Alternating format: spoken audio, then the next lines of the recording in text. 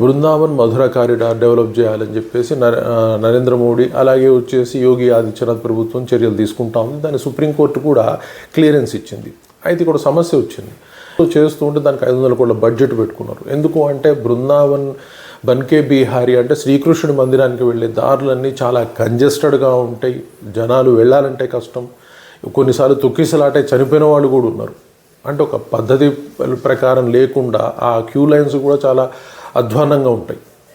So Holi ఉన్నప్పుడు చూస్తున్నైతే ఇంకా దారుణమైన పరిస్థితి ఉంటుంది.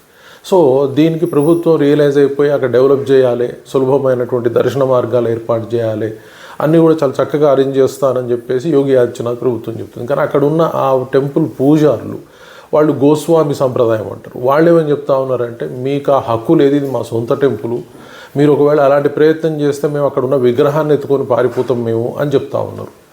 ఈ దేవుడి ఊళ్ళలో ఉన్న దేవుడు వీళ్ళ సొంతం ఎట్లయితాడు అది అర్థం కాని విషయం. అంటే ఇది మూర్ఖత్వపు వాదనలు. వీళ్ళు మరి భగవంతునికి ఎట్ట పూజ చేస్తారో అర్థం కాదు. సో అక్కడ ప్రభుత్వానికి వీళ్ళు గొప్ప ఏమంటారు దాన్ని గొప్ప థ్రెడ్ క్రియేట్ చేస్తూ ఉన్నారు. సో వీళ్ళు డైరెక్ట్గా బెదిరిస్తున్నారు, మేము విగ్రహాన్ని ఎత్తుకొని పారిపోతాం అంటున్నారు.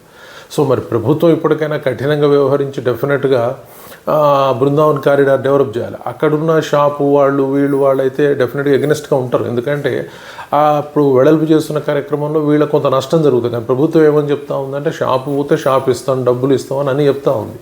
ఏ డెవలప్మెంట్ యాక్టివిటీ చేసినా డెఫినెట్గా కొంతమందికి నష్టం జరుగుతుంది, కొంతమందికి లాభం జరుగుతుంది. ఫైనల్గా నష్టం జరగకుండా చూసుకోవాల్సిన బాధ్యత ప్రజలది, ప్రభుత్వాలది. కానీ మేము డెవలప్ కానీయము, ప్రజలు అట్లనే చావాలి, ప్రజలు అట్లనే కష్టపడాలి, ఇది మా సంప్రదాయం అంటే సంప్రదాయాలు అనేది టైంను బట్టి మారుతూ ఉంటాయి. సంప్రదాయం అనేది మూర్ఖత్వం కాదు.